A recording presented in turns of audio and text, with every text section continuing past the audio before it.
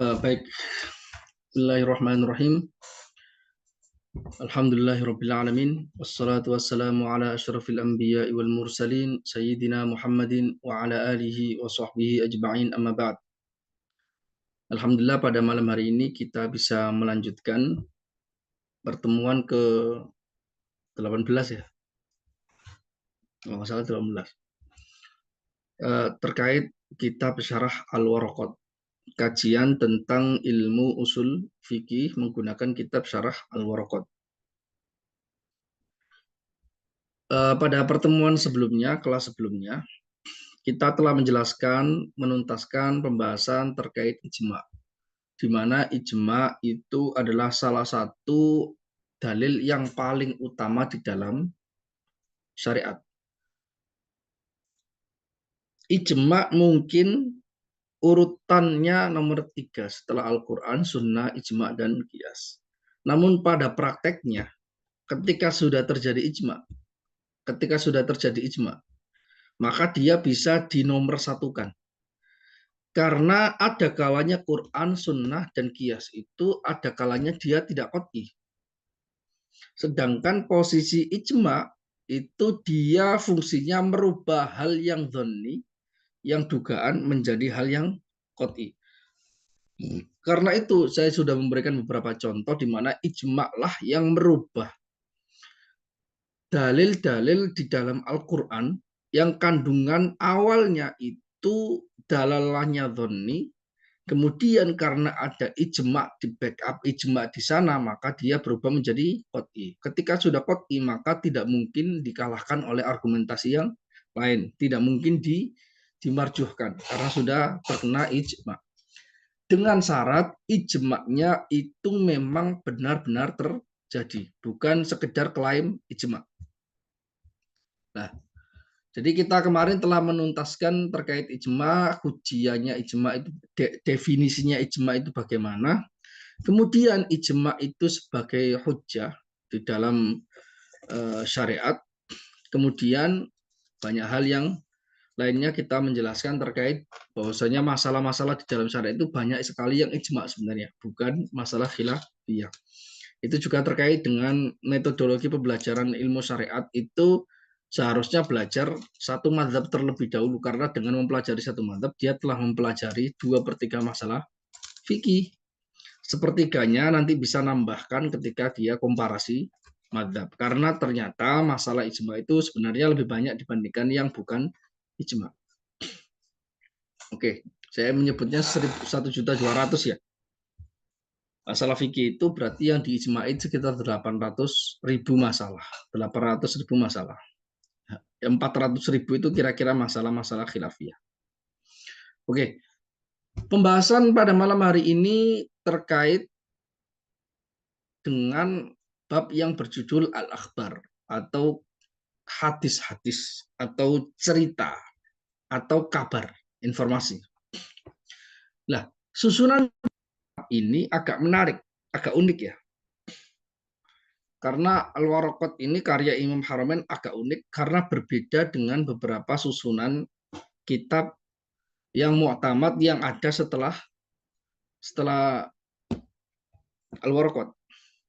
Terutama setelah Imam Al-Ghazali. Karena Imam Al-Ghazali benar-benar merapikan pembahasan-pembahasan yang dibahas oleh gurunya, yaitu Imam Haramain. Baik itu pembahasan ilmu usul fikih, ada Al-Mustasfa dan Al-Manhul karya Al-Ghazali yang merapikan, mensistematiskan, dan mengurutkan dengan urutan yang lebih enak dipahami. Demikian juga terkait kitab-kitabnya Imam Haramain dalam bidang fikih dan ilmu kalam. Juga demikian yang merapikan, mensistematiskan itu adalah Imam Al-Ghazali. Karena itu kitab-kitab mu'tamad yang datang setelahnya itu lebih menarik. Pembahasannya itu urutannya lebih menarik. Misalnya ini terkait dengan akhbar. Ini kan terkait pembahasan terkait hadis. Terkait tentang hadis. Kalau di dalam kitab-kitab yang lain itu diletakkan di bab setelah Alkitab, setelah Al-Quran kemudian Sunnah. Karena nanti ijma itu di terakhir. Nah kemudian ada bab di dalam pembahasan akhbar yaitu Sunnah. Ini yang sebagiannya itu didahulukan. oleh Imam Haramain, yaitu fi'lu sahibi syariah. Bahkan sebelum ijma, perbuatan Rasulullah Shallallahu Alaihi Wasallam dan kandungannya terkait syariat ini didahulukan. Harusnya disatukan. Khobar itu nanti dibahas juga tentang perbuatan Rasul, karena kabar itu adalah ucapan, perbuatan, dan ketetapan Rasul Shallallahu Alaihi Wasallam. Perbuatan itu masuk. Jadi fi'lu sahibi syariah harusnya masuk di sini, namun di sini tidak dibahas karena sudah dibahas di bab sebelumnya. Harusnya digabungkan di pembahasan sebelumnya. Tapi ala kulli hal, sistematika pembahasan di dalam syarah Waraqat ini memang agak sedikit beda. Karena itu kalau kawan-kawan hanya sekedar membaca usul fikih, hanya membaca kitab Waraqat, mungkin bisa paham materinya, namun tidak bisa memahami ruh dan sistematika yang lebih akurat di dalam pembahasan ilmu usul fikih yang sudah matang di tangan ulama-ulama mutakhirin. Susunannya demikian. Dan susunan usul fikih mutakalimin, mazhab mutakalimin itu 3 mazhab ya. Syafi'i, Maliki, dan Hambali. Karena sistematikanya itu sama, meskipun ada beberapa tentang terkait dalil yang mukhtalaf fihi, dalil yang diperselisihkan itu agak sedikit berbeda. Namun mazhab yang lain, yaitu mazhab Imam Abu Hanifah, mazhab Hanafi, itu memang sistematikanya agak berbeda, jauh berbeda. Jadi tidak bisa digabungkan. Tidak bisa digabungkan. Seperti itu. Jadi demikianlah terkait dengan sistematika pembahasan di mana bab tentang khobar ini harusnya diletakkan sebelumnya dan digabungkan juga pembahasannya terkait dengan fi'lu sahibi syariah, karena itu masih terkait dengan itu. Bukan tidak terkait, karena memang terkait dengan hadis. Oke, kita baca qala al-mu'allif rahimahullahu taala. Wa nafa'ana bihi wa bi'ulumihi fid dharain amin. Qala wa ammal akhbaru fal khabaru ma yadkhuluhu as-sidqu wal kadhibu lihtimalihi lahuma min haitsu innahu khabar. Kaqaulika qama zaidun yahtamilu ay yakuna sidqan wa ay yakuna kadhiban. وقد يقطع بصدقه أو كذبه لأمر خارجي لا لذاته فالأول كخبر الله والثاني كقولك الضدان يجتمعان. Oke.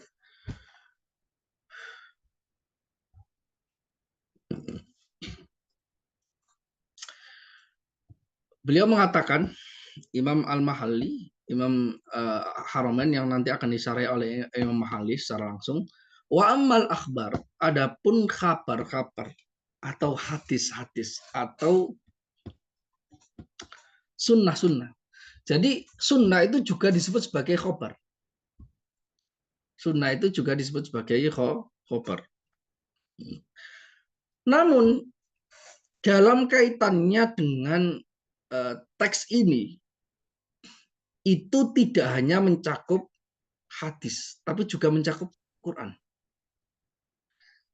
Karena didefinisikan mayah tamilu as-sidqu wal kadhib. Sedangkan definisi khobar ini bisa berlaku juga pada hadis, juga berlaku pada Al-Quran.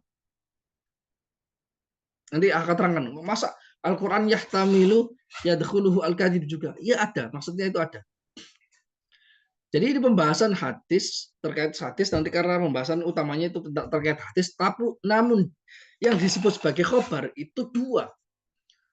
Beritanya Rasul, beritanya Allah. Atau beritanya Allah juga beritanya Rasul. Jadi ini masuk ke dalam kedua-duanya. Nah, khobar ini jamaknya, bentuk jamaknya adalah al-akhbar. Kabar-kabar atau cerita. Nah, setelah menjadikan judulnya itu dengan bentuk plural yang jamak, kemudian beliau mendefinisikannya dengan bentuk yang tunggal.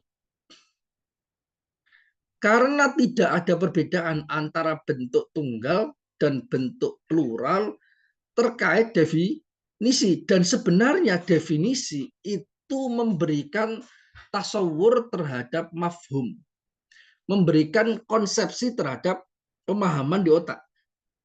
terkait apa yang dimaksud itu. Karena itu tidak berpengaruh apakah bentuknya itu dibentuk jamak, plural, atau dibentuk tunggal, single. Karena itu beliau wa amal adapun kabar-kabar maka fal khobaru maka didefinisikan khobar. Khobar itu apa? Berita itu apa? Kalau dalam bahasa sekarang Indonesia udah masuk serapan kabar. Tapi kesannya sekarang itu kayak nggak sopan menyebut bahwasanya sunnah dan ayat Al-Quran itu kabar. Padahal sebenarnya itu maksudnya kabar. Sebenarnya kabar memang. Tapi kabarnya dari langit, kabarnya dari Allah Subhanahu wa Ta'ala, kabarnya dari Rasul. Nah, definisi dari khobar itu apa? Ini definisi doang. Yang disebut sebagai kalimat yang khobar itu apa? Yang merupakan berita itu apa? Ma yadkhuluhu as-sidqu wal kadzib. Yang bisa kemasukan kebenaran atau kemasukan dusta. Maksudnya begini. Jadi mayasihu an yuqala fihi innahu shadiq au kadzib. Kabar adalah sebuah redaksi yang bisa kita sebut, oh ini berita benar, oh ini berita salah. Karena ini bisa kita pahami dengan menjelaskan lawannya. Lawan dari khobar ini sebenarnya ilmu balago ya. Definisi ini adalah ilmu balago. Nah, kalau definisi yang sebelumnya itu yang ketika fil usul syariah itu definisi khobar terkait terkait fan ilmu hadis. Namun ini beliau menariknya ke dalam pemanaan yang lebih dalam. Jadi langsung masuk ke filosofi khobar itu sendiri terkait ilmu kalam. Kabar adalah yang sah disebut ini benar, ini dusta. Ya. Karena lawan dari khobar di sini ini adalah ilmu balaghah dan ini ilmu yang ada kaitannya dengan ilmu kalam. Karena lawan dari khobar itu insya. Kalam insya'i sama ada kalam khobari. Kalam insya'i ada kalam khobari. Kalam insya'i itu adalah kalam redaksi kalimat yang tidak bisa kita sebut oh ini benar, oh ini salah. Insya'i contohnya apa? Kita bisa mengetahui khobar kalau kita tahu insya'i. Insya'i contohnya apa? Contohnya perintah. Contohnya larangan. Contohnya doa. Hal-hal yang dikeluarkan oleh seorang pembicara di mana dia tidak ingin sedang mengkabarkan, tidak sedang menceritakan hal yang telah terjadi atau yang sedang terjadi, tidak. Tapi dia menciptakan fakta. Dia memerintahkan orang untuk ambilkan saya minum. Hai Muhammad, hai Ahmad, ambilkan saya minum. Nah, perintah untuk mengambilkan minum itu tidak bisa disebut sebagai khobar. Dia insya. Mengapa? Karena kita tidak bisa mengatakan perkataan orang ini perintah kepada Muhammad ambilkan saya minum ini bisa kita dustakan atau bisa kita benarkan. Nggak bisa. Karena itu perintah. Perintah itu tidak mengandung kemungkinan benar atau kemungkinan salah. Tapi kemungkinannya adalah diamalkan atau tidak diamalkan. Beda dengan kabar. Kabar itu menceritakan. Kabar itu mengkabarkan, memberikan informasi terkait peristiwa yang sudah terjadi atau sedang terjadi atau yang akan terjadi. Beda dengan insya. Insya itu kita menciptakan fakta. Tapi khabar itu menceritakan fakta. Karena menceritakan fakta, maka dia secara naturalnya bisa kita sebut, oh cerita tentang faktanya ini benar. Oh cerita tentang faktanya ini salah. Kalau bukan menceritakan fakta, tapi dia menciptakan fakta. Memerintahkan kan menciptakan fakta yang akan dilakukan oleh Muhammad karena kandungan dari perintah saya. Atau doa juga demikian. Atau larangan, jangan minum ini, jangan makan itu juga insya menciptakan fakta. Lah, karena menciptakan fakta, maka dia tidak bisa disebut sebagai dia bisa benar, bisa salah enggak. Oh, enggak. Makanya kita nggak pantas mengatakan ada seorang menyuruh ada seorang guru menyuruh muridnya, duduklah sekarang. Terus kita mengatakan kalimat duduklah sekarang itu kalimatnya benar. Oh, kalimatnya ini dusta, nggak bisa. Ya karena ya fakta yang terkait hanya itu kemauan si guru untuk menciptakan fakta yang harusnya dikerjakan oleh muridnya, yaitu dia agar duduk. Tapi kalau kita menceritakan, misalnya kita bentuk fakta itu menjadi cerita. Pada pagi hari itu, seorang guru memerintahkan muridnya untuk duduk. Nah, itu berarti sudah menjadi kabar. Maka ini bisa kita, katakan, cerita ini benar. Oh, cerita ini salah. Tapi kalau isi kandungannya perintah atau larangan atau doa yang merupakan insya'i, kalau di dalam bahasa ilmu balaghah ya, ilmu sastra di dalam bahasa Arab, itu tidak bisa kita dustakan atau tidak bisa kita benarkan. Kalau insya'i, kalau khobar bisa. Makanya khobar yaitu berita dari Rasul atau dari Allah itu secara definitif, karakter kalamnya, karakter kalimatnya itu memang bisa dusta, bisa benar. Nah, namun ada kabar yang sudah dipastikan benar. Tapi sudah dipastikan benarnya itu bukan karena lidzatihi, bukan karena kalamnya itu, tapi karena argumentasi dulu di luar yang menyebabkan kalam ini pasti benar. Khobar ini pasti benar, informasi ini pasti benar. Yaitu khobarnya dari Allah, khobarnya dari Rasul yang dipastikan jalurnya. Karena dia mutawatir. Maka itu pasti benar. Makanya itu khobar itu aslinya adalah sebuah kalam yang bisa benar, bisa salah, lidzatihi, karena bentuk kalamnya itu sendiri. Bentuk kalamnya itu sendiri. Bukan karena alasan di luar itu, karena ada khobar yang dia dipastikan benar, tapi bukan karena redaksi kalamnya itu, tapi dia adalah ada argumentasi dari luar yang membuktikan dia itu benar. Ya kan? Berarti fal khobar ma yadkhuluhu as-sidqu wal kadibu. Kabar itu adalah sebuah kalam, sebuah redaksi kalimat yang bisa benar juga bisa salah. Secara definitif ya. Lihtimalihi lahuma min haitsu innahu khobar. Karena khobar itu memang kandungannya bisa mengandung benar, bisa mengandung salah. Ada kemungkinan. Dari siapa? Dari sisi dia khobar itu sendiri. Bukan dari sisi dia kalamnya Rasul atau kalamnya Allah. Kalau sudah terbukti itu kalamnya Allah, mustahil salah. Kalau sudah terbukti kalau itu kalamnya Rasul, mustahil salah. Bukan karena itu kalam Rasul atau kalam Allah, tapi karena ada argumentasi di luar itu. Rasul membawa mukjizat. Rasul memiliki sifat maksum. Allah itu pencipta alam semesta, tidak mungkin bohong, tidak mungkin salah. Jadi argumentasi di luar itu, argumentasi ya berbentuk kalam, argumentasi kalamiah, ilmu kalam.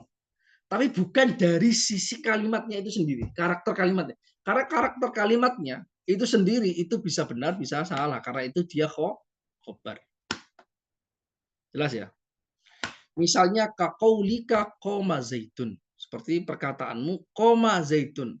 Zaitun telah berdiri. Kita kabarkan itu ke orang lain. Maka ada orang bilang enggak, itu salah karena ternyata zaitun tidak berdiri.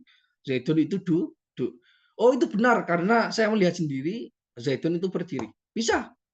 Ada kemungkinan di situ. Lah, kalau sudah dibuktikan bukan berarti dia tidak menjadi kabar lagi, tidak. Tapi tetap kabar, tapi kabar yang sudah dipastikan kebenarannya karena sudah dibuktikan. Karena ada argumentasi pembuktian di luar. Kalau dari sisi kalam khobarnya itu sendiri, itu memang bisa benar, bisa salah. Namun dia sudah dipastikan benar, sudah dipastikan salah, itu nanti pembuktian setelahnya. Bukan dari sisi karakter kalamnya itu sendiri. Tapi dari sisi ada argumentasi rasional yang membuktikan dia benar. Ada argumentasi di luar itu karena karena panca indera yang membuktikan itu benar. Paham nggak? Misalnya kaqaulika zaitun qoma zaitun. Zait telah berdiri. Yahtamilu an yakuna sidqan wa an yakuna kadiban. Ada kemungkinan redaksi koma zaitun itu benar. Ada kemungkinan juga salah, ya kan? Kalau dia menceritakan kabarnya itu tidak tepat, maka salah. Kalau dia menceritakannya sesuai dengan kenyataan, maka benar. Pembuktiannya itu nomor dua. Pembuktiannya itu nomor dua. Nah, terus beliau memberikan catatan di sini yang terkait dengan khobar yang dipastikan benar, tapi dia bukan karena karakter kalamnya itu sendiri, tapi ada bukti dari luar. Waqad yuqta'u bisidqihi aw kadibihi li amrin kharijiyyin la lidzatihi.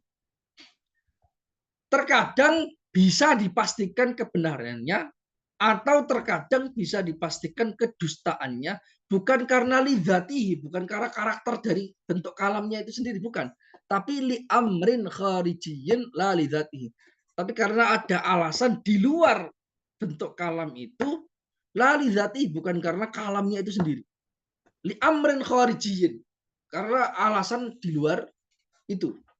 Paham nggak? Jadi yang sudah dipastikan benar itu fal awal ka khobarillah. Yang pertama yang kabar yang sudah dipastikan kebenarannya, tapi dia karena argumentasi di luar, bukan karena bentuk kalamnya itu sendiri. Fal awal ka khobarillah. Yang pertama seperti kabarnya Allah, wahyu Allah di dalam Al-Quran, di dalam sunnah yang mutawatir. Itu adalah dipastikan kebenarnya. Pembuktian kebenarannya pasti benar, ceritanya Allah itu bukan karena itu cerita itu sendiri, bukan khobar min haitsu innahu khobar, tapi khobar min haitsu tabayyana sidquhu bidalail. Tabayyana sidquhu bidalail. Dari sisi dia kabar yang telah dibuktikan kebenarnya karena ada argumentasi-argumentasi di luarnya. Ya kan? Karena argumentasi rasional. Argumentasi rasional. Bahwasanya Allah Subhanahu wa taala zat pencipta mengutus rasul tidak mungkin berdusta. Tidak mungkin berdusta. Dan kebenaran yang disebut sebagai Al-Quran itu sudah dibuktikan. Karena sudah ditantang berkali-kali agar mereka untuk mendustakannya, namun mereka tidak mampu. Berarti itu bukti bahwa itu mereka benar. Bahwa bahkan orang kafir pun yakin kalau itu kalam Allah. Nah, kalam Allah pasti benar.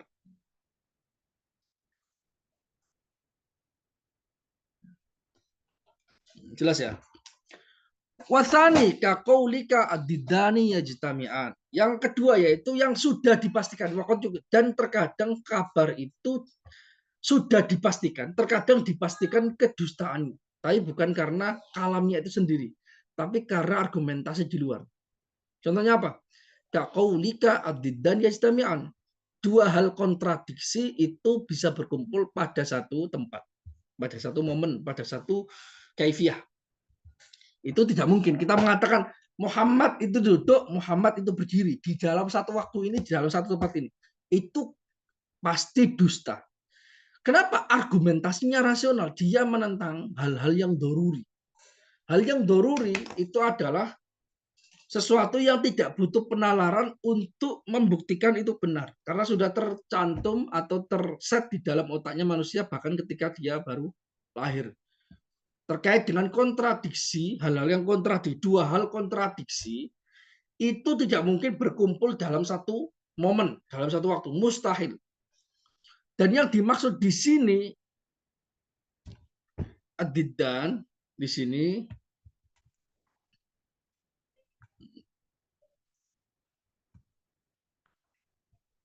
yes, pokoknya ad-diddan itu kontradiksi lah.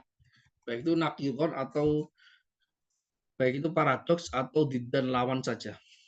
Karena kita misalnya mengatakan, ini Muhammad pada jam 1 dia berdiri. Terus ada yang ngomong Muhammad pada jam 1 juga dia duduk. Pasti salah satunya dusta. Pasti.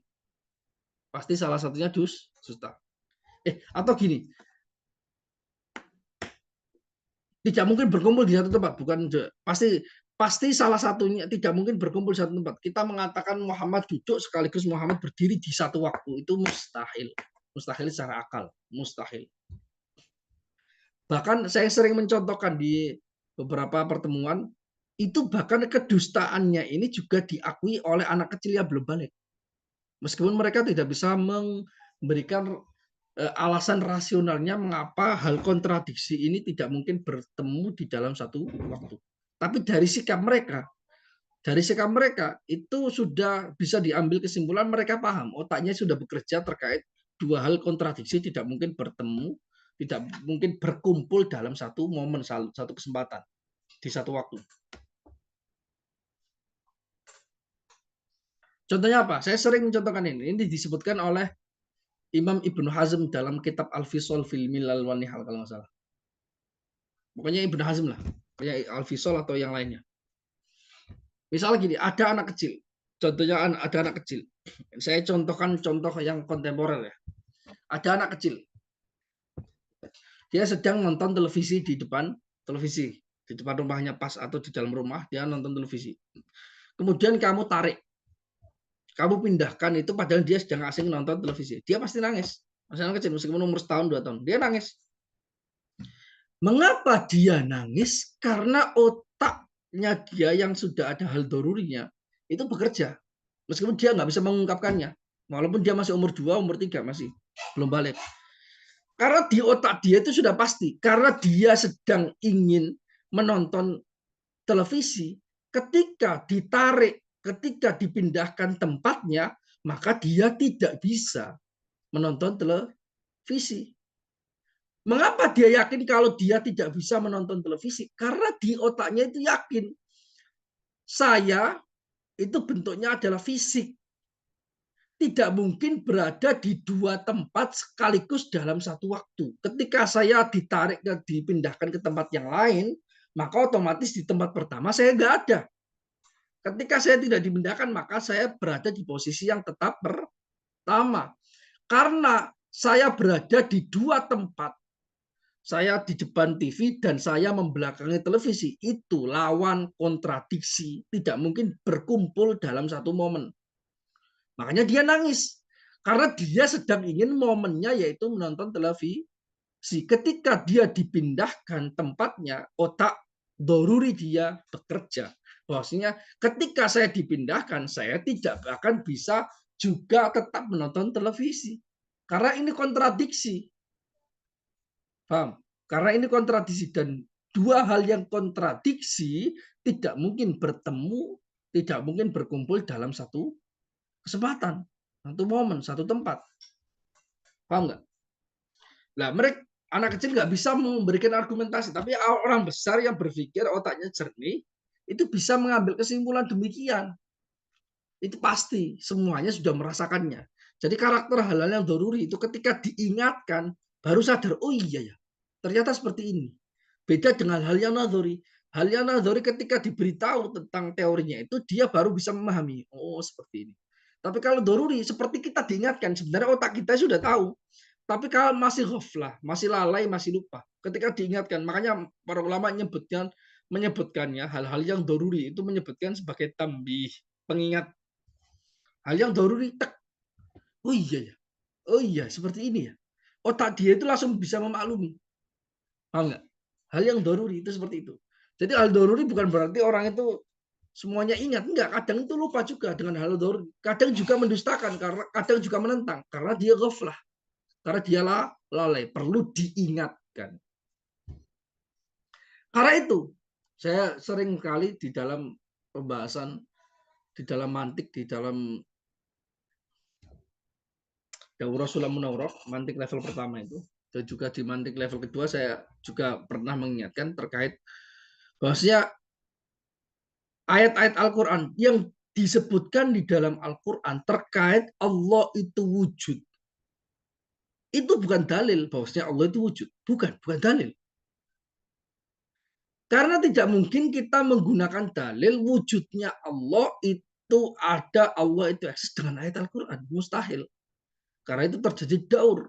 Karena Al-Quran itu wujudnya ada karena ada yang menurunkannya, yaitu Allah. Menurunkan ayat Al-Quran itu berarti Allahnya harus ada dulu. Berarti pembuktian eksistensi Tuhan tidak bisa dibuktikan dengan ayat Al-Quran. Bukan merupakan dalil, tapi dia tambih, ya, Pengingat iya, tapi bukan dalil. Karena itu definisi yang akurat di dalam ilmu usul fikih terkait dalil itu ad-dalil huwa ma yumkinu at-tawassul bi sahihin nadhari fihi ila matlubin khabari. Ila matlubin tasdiki. Matlubin khabari tasdiki atau tasawuri. Jadi sesuatu yang bisa digunakan untuk mencapai tujuan nadhori, tujuan khabari, tujuan tasdik terhadap sesuatu dengan difikirkan secara benar. Kalau difikirkan dan itu salah, maka dia bukan dalil. Misalnya bukti bahwasanya Allah Subhanahu wa taala itu eksis ada di dalam Al-Qur'an, enggak ada. Di dalam Al-Qur'an itu tambih yang ada, tambih pengingat Allah itu ada, tapi itu bukan dalil. Karena dalil wujudnya Allah itu harus dari akal. Allah itu wujud itu dalilnya harus dari akal. Karena Al-Quran itu wujudnya tergantung dengan wujudnya Allah. Bahkan dia bukan langsung dengan Allah. Wujudnya tergantung dengan wujudnya Rasul. Rasul tergantung dengan wujudnya Allah. Kalau ini adalah cabang, maka cabang ini tidak bisa membuktikan asal. Asalnya adalah Allah. Dasarnya itu Allah. Awalnya itu Allah. Maka yang berikutnya tidak bisa membuktikan itu. Dia hanya tambih di dalam Al-Quran. Kalau ada bukti Allah itu ada hanya tambih, bukan dalil. Karena dalil itu untuk menyebutkan sesuatu yang bisa digunakan untuk mencapai tujuan teoritis, untuk mencapai pemahaman tasdik justifikasi terhadap satu ilmu yang teoritis. Itu dalil. Tapi kalau tidak bisa digunakan untuk mencapai justifikasi teoritis, itu bukan dalil, itu tambih namanya. Oke, kita kembali sedikit. Nah, itu definisi dari khobar. Ma yadkhuluhu as-sidqu wal kadhibu lidzatihi. Harusnya ada lidzatihi. Mengapa kok digiring ke sana? Itu sebenarnya ingin dimasukkan kepada jenis dari khobar itu sendiri. Khobar di sini maksudnya adalah hadis. Maksudnya hadis. Karena nanti ada kalanya yang dia dipastikan. Ada kalanya karena dia sejak dari awal itu ada kemungkinan benar, ada kemungkinan salah. Maka ada beberapa khobar yang dia itu karena jalurnya sangat kuat, maka dia ditopang dengan argumentasi di luar, sehingga kita menyatakan khobar ini, wahyu ini pasti benar. Kenapa? Karena mutawatir. Ada yang tidak sampai itu, derajatnya nggak sampai mutawatir. Dia hanya cerita khobar dari satu person atau banyak orang, tapi tidak sampai mencapai level mutawatir, maka itu nanti hukumnya berbeda. Hukumnya berbeda. Wal khobaru yang qasimu ila ahadin wa mutawatir. Hadis khobar itu terbagi menjadi dua, yaitu hadis yang ahad dan hadis yang mutawatir. Hadis yang mutawatir. Kalau jalurnya tidak banyak, tidak sampai membuat akal itu memastikan kebenarannya, akal ya, dan ujungnya adalah sesuatu yang hissi, yang bisa dipanca indera, kalau tidak sampai mencapai itu dalam setiap tobakotnya, dalam setiap levelnya, maka dia ahad. Tapi kalau mencapai itu, maka dia mutawatir.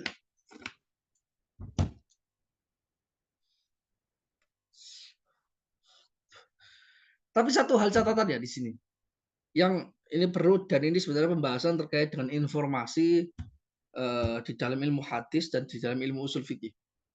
Sebenarnya pembagian hadis menjadi hadis ahad dan hadis mutawatir itu tidak dikenal oleh kalangan muhaddisin, terutama yang mutaqaddimin, yang awal-awal, generasi awal. Tidak dikenal. Nggak ada hadis itu ya pasti ahad, nggak mungkin hadis mutawatir. Atau mereka nggak bahas itu. Kenapa para ulama muhaddisin yang awal itu tidak menyebutkan hadis yang mutawatir? Karena saking jarangnya, nyaris tidak ada hadis yang mutawatir, nyaris tidak ada. Dari karena ilmu hadis itu ilmu untuk meneliti keabsahan, apakah ini sahih atau tidak sahih, maka yang berlaku sahih dan tidak sahih itu hanya ahad. Mutawatir tidak, karena mutawatir di luar dari itu. Dia itu overqualified. Paham nggak? Overqualified. Dia itu kapasitasnya di atas ahad. Tidak perlu ada ini sahih dan tidak. Sudah mutawatir. Kalau sudah mutawatir dan jalurnya itu mutawatir benar, misalnya hadis man kadzaba alayya muta'ammidan falyatabawa maq'adahu minan nar. Barang siapa berdusta atas nama aku yaitu Rasul, maka siapkan tempatnya di neraka. Itu hadis qudsi yang lafadznya mutawatir, perawinya banyak sekali dan lafadznya itu mutawatir, lafadz dan maknanya itu mutawatir. Jadi tidak dibutuhkan sanad kalau sudah mutawatir, nggak butuh. Lalu semuanya sudah ngomong meriwayatkan, seluruhnya sudah meriwayatkan. Ya pasti benar, pasti benar. Ya, karena itu bukan masuk ke ilmu pembahasan utama dari ilmu ulama hadis. Karena ulama hadis itu bekerjanya di wilayah-wilayah yang praduga.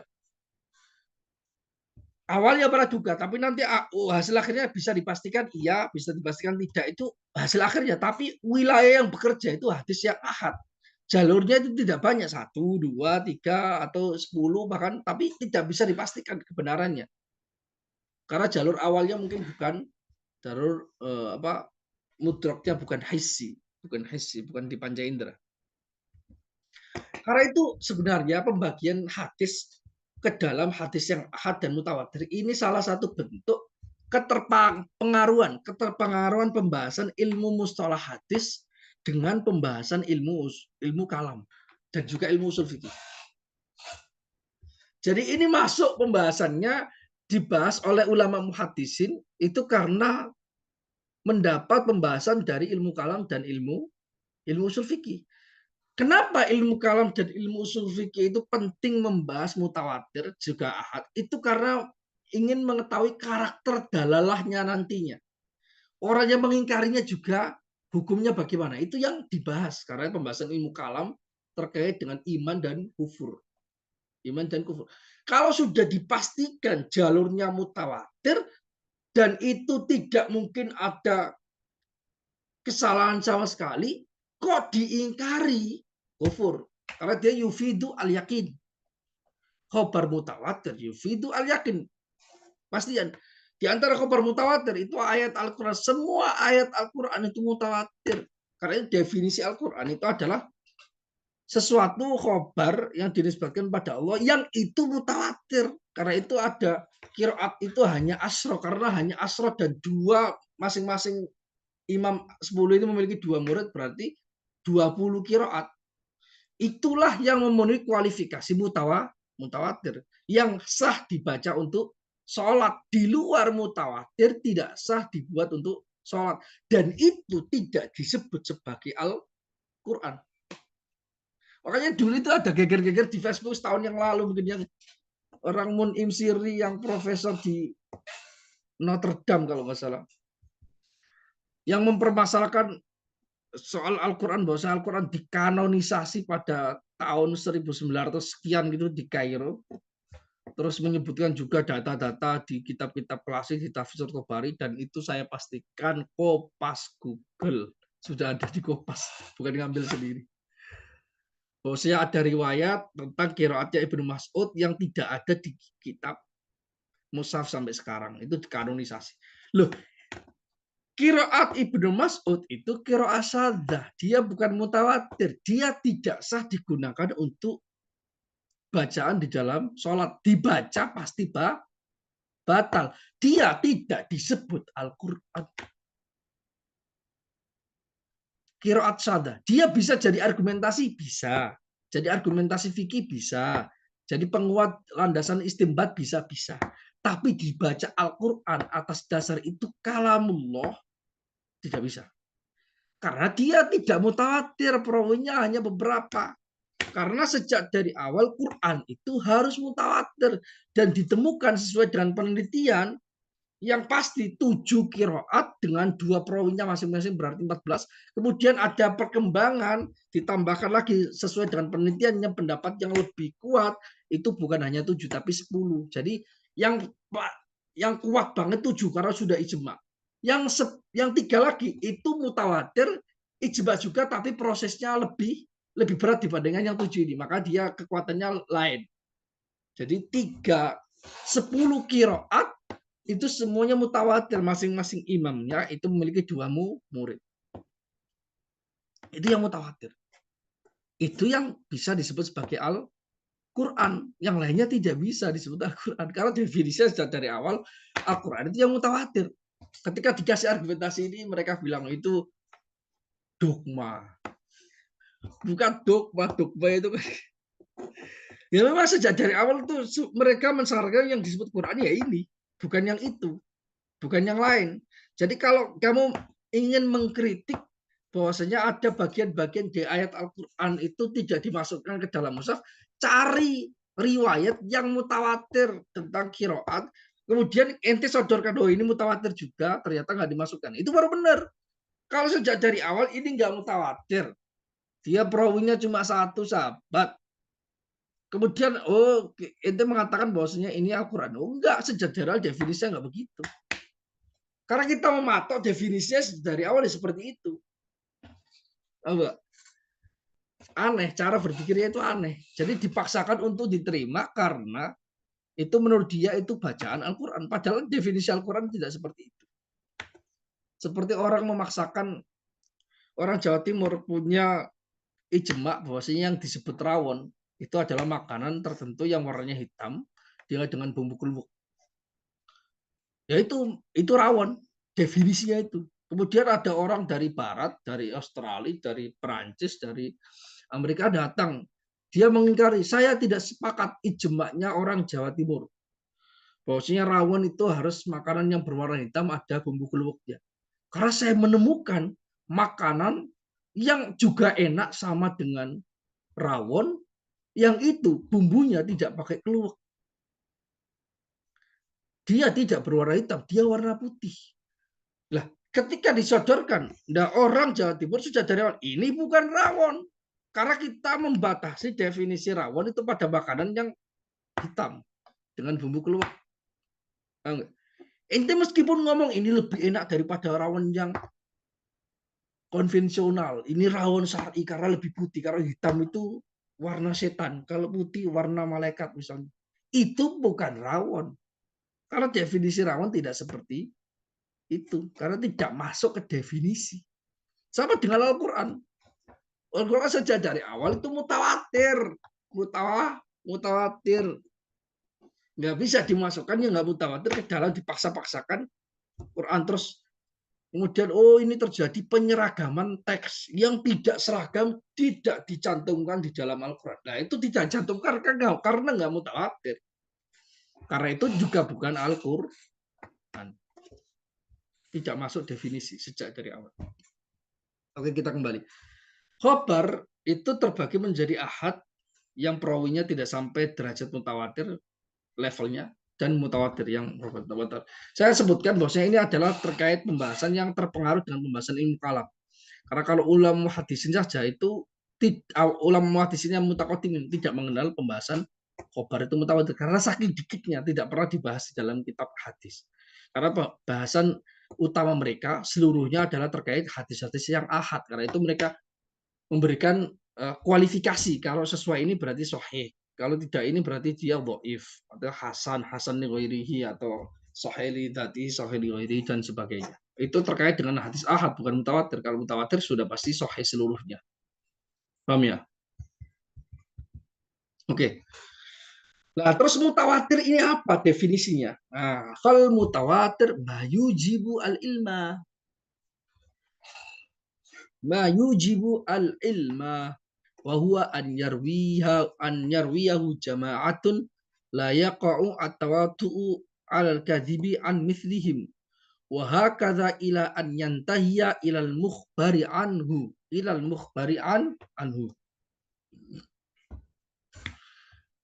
Khobar yang mutawatir itu apa? Nah, ini belum mendefinisikan. Definisi khobar mutawatir itu ini. Tapi ini memberikan keterangan tambahan terkait karakter dari khobar yang mutawatir. Khobar yang mutawatir itu mayujibu al-ilma. Khobar yang memberi kepastian informasi. Al-ilma, ingat, ini sering sekali salah, apalagi orang yang tidak pernah belajar di pesantren, kemudian ingin kritis terhadap keilmuan Islam, tapi salah tangkap. Mutawatir itu sesuatu hadis yang memberikan keyakinan mantap. Disebut sebagai al-ilm. Al-ilmu di dalam bahasa kitab. Itu al-yakin maksudnya. Dia adalah al-idrakul jazim, pengetahuan yang pasti, yang sesuai dengan fakta, dengan argumentasi yang menguatkannya. Itu yang disebut sebagai ilmu. Kalau yang tidak sampai itu, tidak memberikan benar-benar kepastian, itu lawannya dzon. Lawannya dzon. Oke.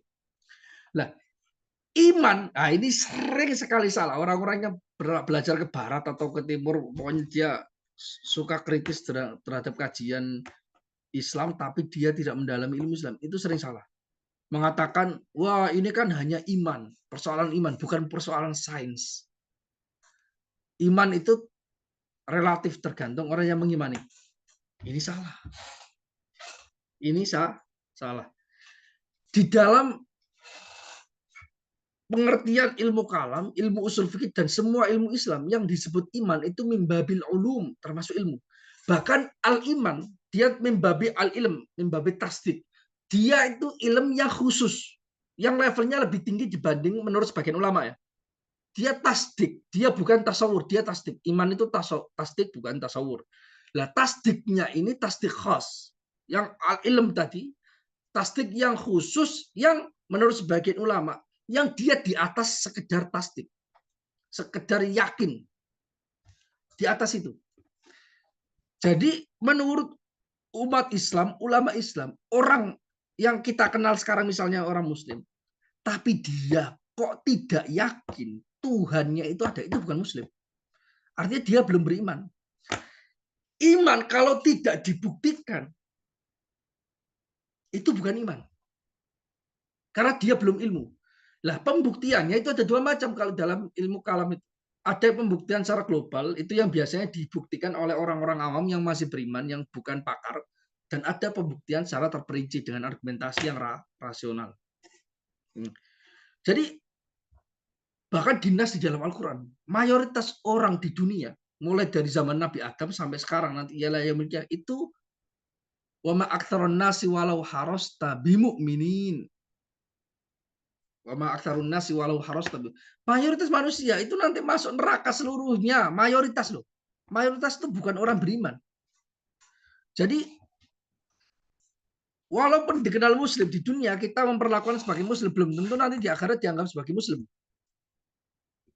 Belum, dia nggak beriman, bisa jadi karena dia orang-orang agnostik yang nggak mau disebut ateis. Itu ateis dalam pandangan ilmu Islam, itu ateis juga. Dia karena dia tidak yakin Tuhannya itu ada atau tidak.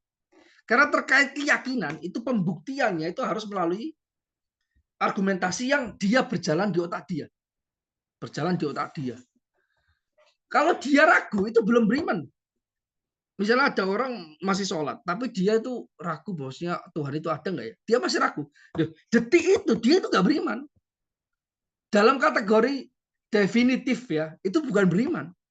Iman itu harus sudah melalui pembuktian di dalam otak dia, kemudian dia sudah mantap, itu baru beriman. Itu baru beriman. Indallah seperti itu. Menurut Allah seperti itu, karena di dalam Al-Quran itu seperti itu disebutkannya. Jadi yang disebut iman itu justru levelnya itu di atas ilmu pengetahuan, bukan yang sains maksud saya. Ilmu pengetahuan yang kita alami sehari-hari.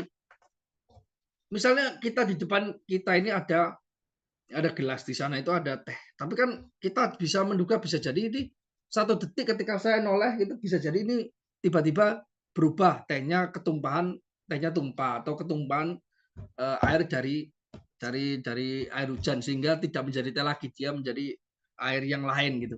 Kan kemungkinan, meskipun saya yakin itu kemungkinannya kecil sekali, dan itu saya yakin pasti ketika saya 1 detik 2 detik noleh ini pasti masih jadi teh. Itu level Keimanan itu di atas itu keyakinannya. Bahkan disebutkan di dalam Al-Mungkit Minad Dhalal, andai kata ada orang mengkabarimu bahwasanya yang kamu pegang sekarang ini bukan, misalnya ada orang bawa tongkat, yang kamu pegang ini itu bukan tongkat, dia berargumentasi, ini bukan tongkat, ini adalah hewan, ini adalah ular, ini apapun, padahal kamu yakin itu ular. Iman itu adalah orang diomongin apapun, ketika kita sudah yakin ini tongkat, dia tidak bergeming, itu sudah iman. Lah, orang bisa mencapai level ini pasti ada pembuktian di otaknya. Baik itu pembuktian secara terperinci atau secara global. Biasanya orang awam, karena dia awam, kalau kena subhat-subhat seperti ini bisa jadi goyah. Makanya dia level imannya itu rendah. Bisa jadi sesaat itu rontok imannya. Bisa. Paham nggak? Bisa jadi rontok. Kalau dia sholat lagi, baca syahadat lagi, dia masuk iman lagi. Gitu lagi. Bisa. Tapi kalau orang yang benar-benar alim, benar-benar yang pasti, itu nggak akan bergoncang. Makanya orang ngomong apapun Tuhan itu nggak ada, itu nggak menggerakkan satu senti pun di hatinya orang yang benar-benar beriman. Nggak menggerakkan, walaupun dia nggak berbicara, walaupun dia diam. Karena nggak semua hal itu bisa dikomentari.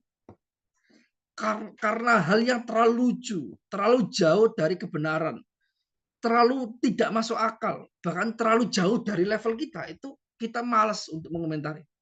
Banyak seperti itu.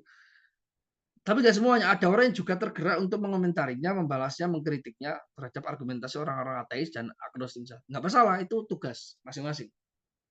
Jadi itu tidak masalah, dan itu bagus. Tapi tidak semua itu. Jadi omongan itu tidak menggerakkan sesenti pun keyakinannya bahwa Tuhan itu ada. Itu mereka beriman. Jadi iman itu bukan hanya sekedar yakin terus nggak ada pembuktian, tidak. Orang kok sekedar dia yakin tanpa pembuktian, itu dalam kategori ilmu kalam itu bukan belum beriman. Makanya salah ketika orang-orang yang mengagungkan sains itu misalnya, ini kan iman. Definisi iman itu faith. Ya kan? Terus itu kan cuma iman. Iman kamu belum tentu ini terbukti dalam fakta. Duh, itu belum iman. Kalau nggak terbukti fakta itu belum iman. Paham nggak sih? Walaupun orang lain nggak bisa membuktikan, itu urusan orang lain. Karena pembuktian iman dengan rasional. Paham nggak? Bukan hal yang relatif. Iman itu bukan hal relatif. Orang agnostik itu kufur karena dia ragu, posisinya ragu. Dia itu nggak yakin Tuhan ada, sekaligus dia juga nggak yakin Tuhan itu nggak ada. Posisinya di tengah-tengah. Dia sak. Sak itu bukan membabil ilmu, bukan termasuk ilmu kalau dalam ilmu kalam sekaligus ilmu usul fikih, bukan ilmu.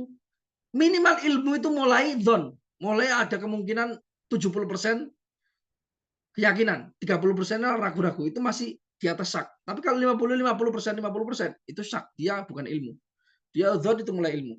Tapi kalau yakin, ilmu di sini maksudnya adalah yakin, ilmu yang di sini adalah maksudnya yakin atau iman, itu yang 100%. Yang 100%. Makanya keyakinan terhadap mutawatir itu pasti benar, lafadznya sumbernya dari Rasul, itu yujibu al ilm, memberikan kepastian karena jalurnya benar-benar banyak dan mustahil akal ini mengatakan ini dusta, padahal yang meriwayatkan itu banyak sekali. Mayujibu al ilma.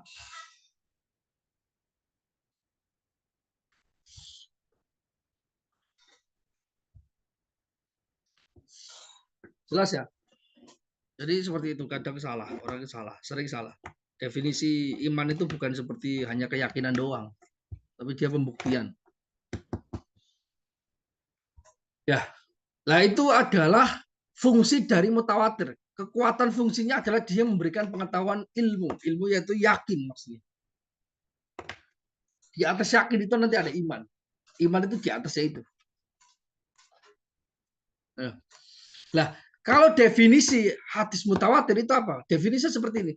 Wahwa an yarwiyahu jama'atun la yaqa'u at-tawaddu'u al-kadzib.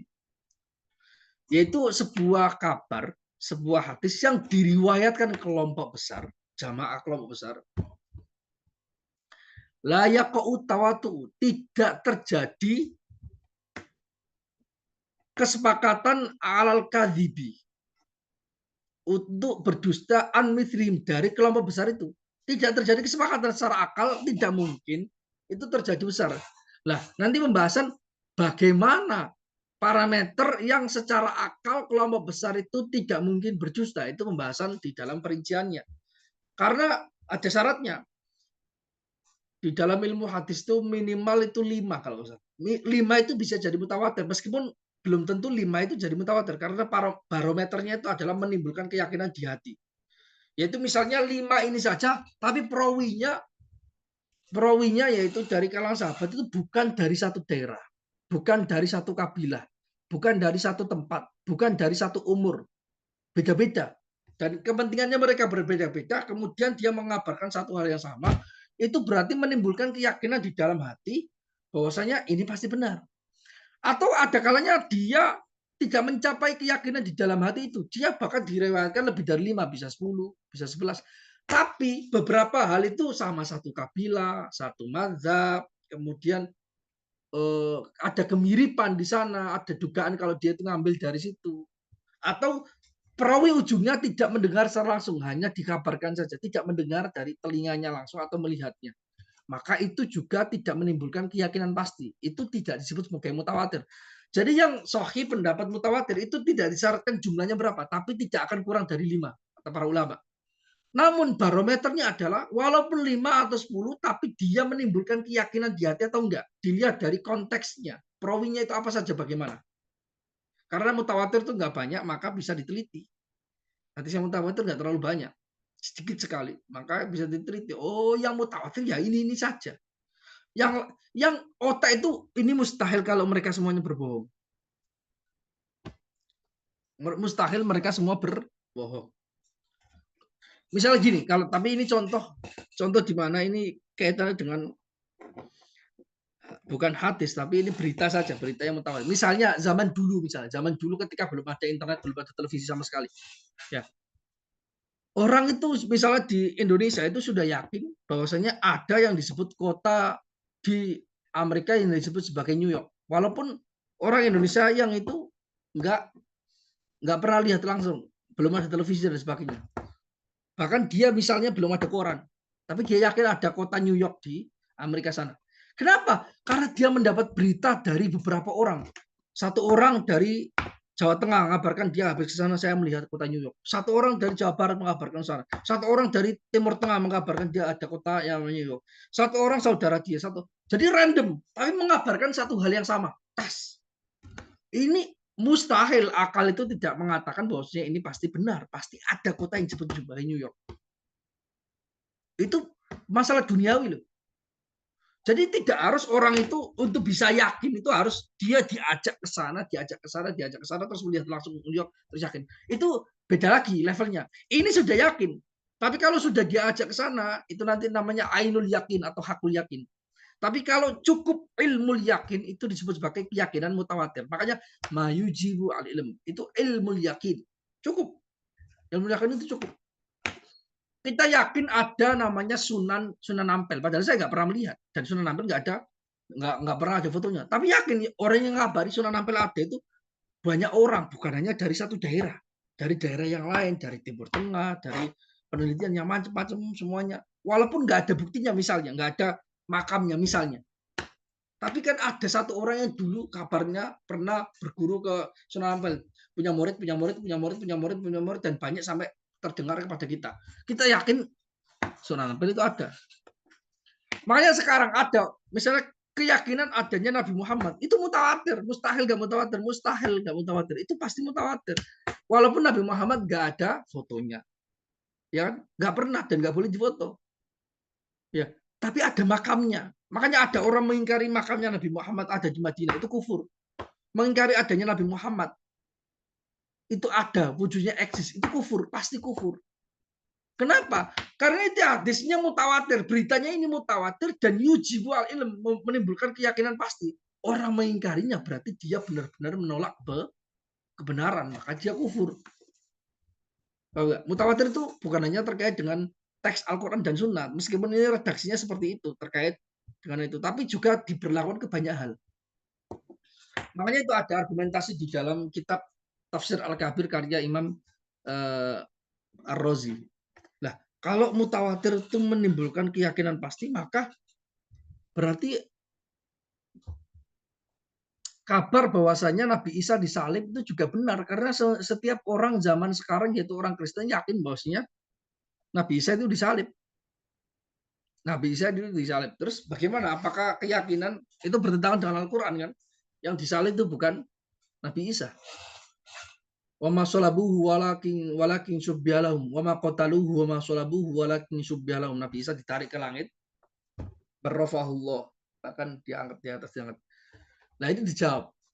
Lah, ini tidak masuk kategori mutawatir. Mengapa?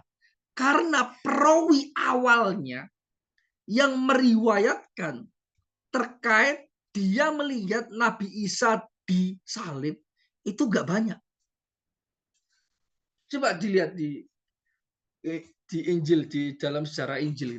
Hanya satu, dua, nggak banyak, beberapa orang saja. Dan itu terindikasi punya kesepakatan. Karena bukan dari orang yang random. Menjadi mutawatirnya itu generasi setelahnya.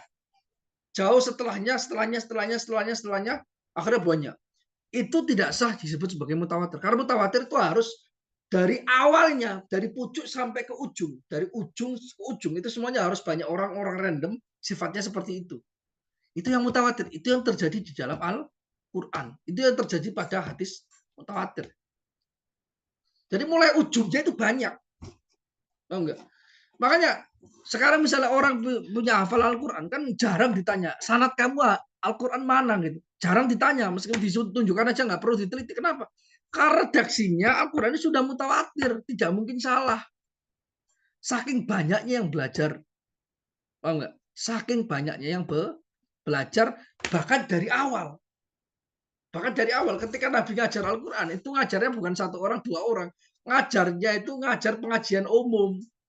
Meriwayatkan Al-Quran, ketika diucapkan Quran itu di tengah-tengah majelis satu lapangan penuh, terus Nabi Muhammad ngomong Al-Quran, dapat wahyu terus disampaikan. Itu yang mendengar itu orang Kristen, orang kafir Quraisy, orang Muslim, sahabat, Buddha, Tuhan, semuanya mendengar. Tahu nggak? Jadi nggak diam-diam. Al-Quran ini periwayat nggak diam. Makanya kalau ada informasi yang berbeda dari kelompok yang semuanya tidak mungkin bersujud ini, bisa dipastikan ini pasti salah informasi. Bisa saja perawinya salah ingat, salah tulisan, atau ada pemalsuan dari orang-orang yang menuliskannya karena lalai dan sebagainya. Karena tidak mungkin salah. Karena jalurnya itu mutawatir. Makanya itu keyakinan orang Kristen terhadap Nabi Isa itu disalib itu tidak mutawatir. Karena ujung pangkalnya itu tidak mutawatir. Hanya beberapa orang saja. Paham nggak? Hanya sekarang udah ramai. Misalnya hadis innamal amalu binniyat itu nggak mutawatir. Karena apa? Karena awalnya itu hanya didengar oleh Sayyidina Umar. Sayyidina Umar dari siapa? Dari siapa? Terus baru generasi ketiga, keempatnya itu jadi besar sekali orang meriwayatkan hadis innamal amalu binniyat. Itu pun tidak disebut hadis mutawatir. Karena ujung awalnya itu hanya satu dua orang, nggak banyak. Makanya itu tidak disebut sebagai hadis mutawatir. Jadi yang mutawatir itu mulai dari ujung itu sudah ramai. Jadi bestsellernya itu sudah sejak dari generasi pertama.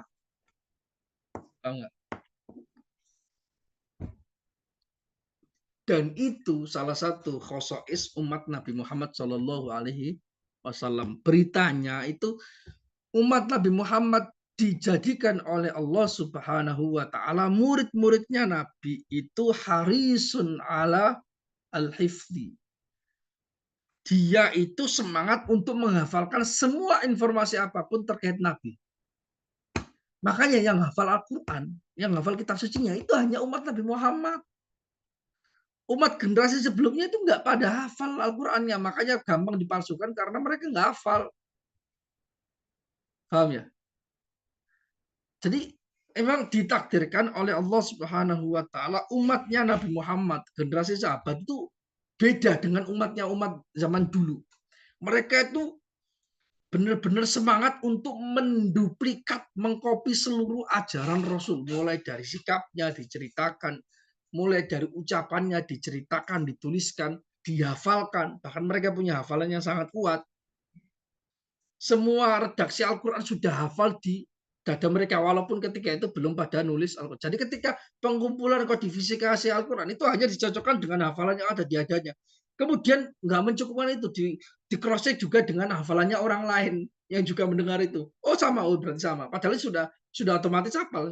Pembuktiannya itu double check and recheck.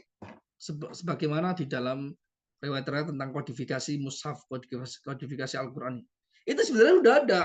Sayyidina Abu Bakar, Umar, Utsman, Ali semuanya hafal Quran. Dia hanya membuat proyek, Sayyidina Utsman membuat proyek di mana ini bukan hanya terbatas pada dada kalian. Nanti ada generasi yang muncul setelah kalian yang dia tidak hafal, maka harus dituliskan. Maka cross checklah hafalan kamu dengan riwayat yang kamu terima dengan orang lain, minimal 2. Tiap ayatnya harus ada 2 saksi yang dia hafal Quran sekaligus mendengar Rasul. Karena sahabat kadang itu hafal Quran bukan dari jalur Rasul, kadang itu hafal Quran dari jalur sahabat yang lain yang dengar dari Rasul. Karena para sahabat dulu itu ketika belajar bukan seluruhnya ngumpul di zaman Rasul. Karena ketika mereka punya kerjaan, mereka gantian, sepakatan dengan tetangganya. Kamu hari Senin, Selasa, Rabu kamu ikut Rasul ya, nanti ceritakan ke saya seluruhnya. Karena saya Senin, Selasa, Rabu itu saya bekerja. Nanti Kamis, Jumat, Sabtu saya yang mendekat Rasul. Saya ceritakan semua yang diajarkan oleh Rasul. Kamu bekerja saja, nanti saya balik saya ajarkan. Jadi sahabat itu saling belajar dengan sesama mereka. Itu riwayatnya seperti itu. Paham? Karena itu di cross check. Harus hanya menerima perawi atau hanya menerima ayat Al-Quran untuk dituliskan di mushaf itu dikumpulkan di zamannya Sayyidina Utsman yang dia secara langsung mendengar dari Rasul. Nggak boleh dari perawi, dari perantara. Makanya cuma 2. Oh, ada dua. Duh, ayat yang 6.666 menurut dalam satu versi ini ternyata ada satu ayat saja yang tidak ada saksinya 2, hanya saksinya 1, yaitu Khuzaimah. Ini para sahabat pusing itu, Sayyidina Utsman pusing karena mensyaratkan harus 2 orang. Ternyata ada satu ayat yang tidak ada 2 orang, cuma 1 orang. Pusingnya bukan karena ini Qurannya di mana, enggak. Karena mereka yakin di dada mereka itu ada ayat ini, cuma buktinya enggak ada. Sudah keburu ada yang meninggal. Karena kan ketika perang itu kan perang Yamamah atau apa itu, banyak ahli Quran yang pada meninggal. Ini butuh orang untuk persaksian, ini enggak nemu. Terus ada salah seorang sahabat itu ngomong. Nah ini salah satu kemujizatan Nabi Muhammad SAW. Nabi Muhammad itu sudah tahu nanti ketika di era sahabatnya yang akhir-akhir, ya sahabat Khulafaur Rasyidin itu mereka butuh untuk mengkodifikasi Al-Quran, butuh. Nabi Muhammad sudah tahu. Maka ada satu peristiwa di mana Sayyidina Khuzaimah kalau nggak salah Khuzaimah, kalau salah nanti saya diingatkan. Itu Rasul sudah sabda ke Sayyidina Khuzaimah, syahadatu Khuzaimah ta'dilu syahadatul rajulain, ta'dilu itsnain. Persaksian satu orang Khuzaimah itu 2 sama dengan 2 orang. Padahal itu peristiwanya bukan peristiwa terkait Al-Quran, peristiwa yang lain. Rasul itu memberi jaminan Khuzaimah itu nanti saksinya 2 orang. Terus ada sahabat mengatakan, saya pernah mendengar Rasul mengatakan Khuzaimah yang 1 orang satu-satunya ini bayi perawi ini dia sama dengan 2 orang. Sama dengan 2 orang. Oh begitu ya, ada sahabatnya kan banyak yang nggak tahu. Oh berarti Rasul sudah tahu nanti akan ada peristiwa yang membutuhkan hanya cukup Khuzaimah saja karena satu yang lain itu yang lainnya meninggal.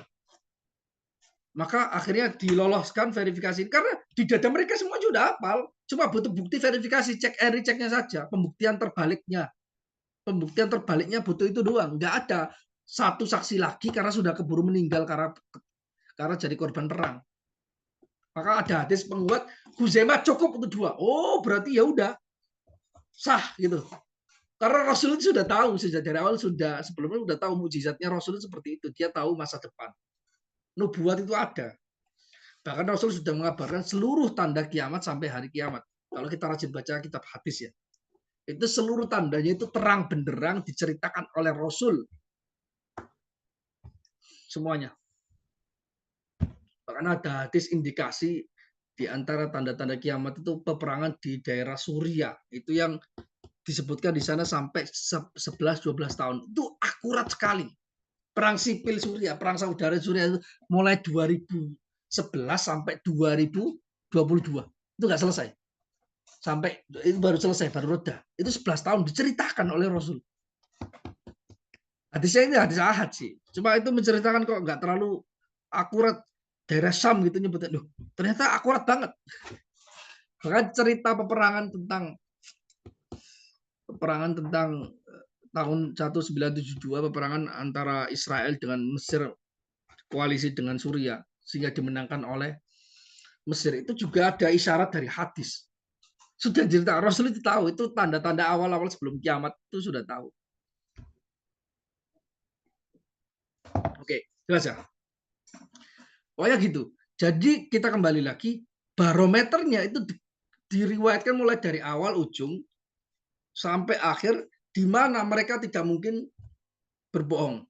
Layak kau atau tidak terjadi kesepakatan dusta dari semisal kelompok itu.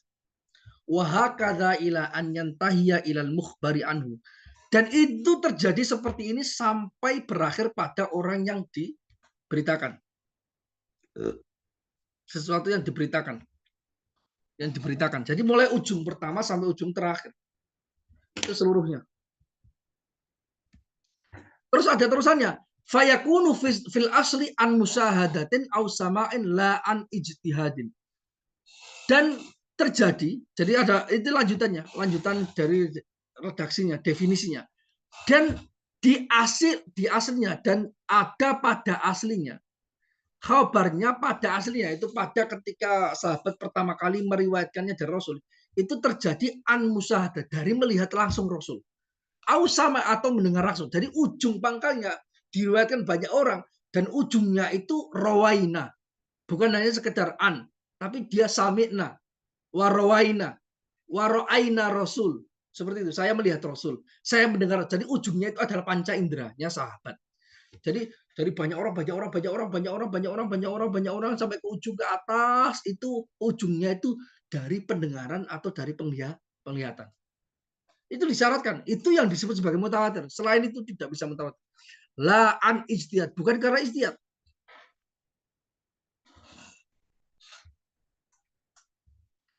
Bukan karena ijtihad, tapi melihat secara langsung. Karena di dalam ilmu mantik itu di antara al-yakiniyat itu adalah al-yakiniyat as-sittah. Al-yakiniyat as-sittah itu adalah al-mahsusat. Ilmu yang didapatkan dari hasil panca indera, dari melihat atau mendengar. Itu yakiniyat. Saya melihat gelas, saya yakin ini gelas, bukan yang lain gitu loh. Walaupun misalnya matanya bisa salah dan sebagainya, itu kan kesalahan di alat. Tapi kalau kita yakin alatnya benar, itu pasti kita tidak ada keraguan di hati kita bahwasanya itu adalah gelas. Makanya panca indera itu penting. La an istihad, bukan karena istihad, tapi hanya dengan melihat atau mendengar. Kal ikhbari an musahadati Makkah au sama'i khabarillahi ta'ala minan Nabi sallallahu alaihi wasallam. Seperti pengkabaran tentang melihat Makkah atau mendengar, melihat Makkah atau mendengar kalamnya Allah dari Nabi. Jadi mendengar dari Nabi. Jadi mata atau pendengaran. Ujungnya itu harus mata atau pendengaran. Bikhilafil ikhbari an mustahadin fihi ka ikhbaril falasifa biqidamil alam. Beda halnya, ini semua yang disebut sebagai hadis mutawatir. Beda halnya dengan kabarnya, pengkabaran terhadap sesuatu yang diijtihadi. Misalnya, Pak, seperti kabarnya para falasifa tentang alam itu kodim. Karena ini ijtihad. Ada orang ijtihadnya mencapai kesimpulan bahwasanya alam itu kodim seperti falasifa. Ada orang ijtihadnya mencapai kesimpulan bahwasanya alam semesta itu hadis baru ciptaan Allah Subhanahu wa taala. Maka itu ijtihad, dia tidak ada hal yang mutawatir di sini. Hal-hal yang ijtihadi tidak berlaku di sana persoalan mutawatir atau tidak. Karena ujungnya bukan ijtihad kalau mutawatir, ujungnya harus panca indera. Paham enggak?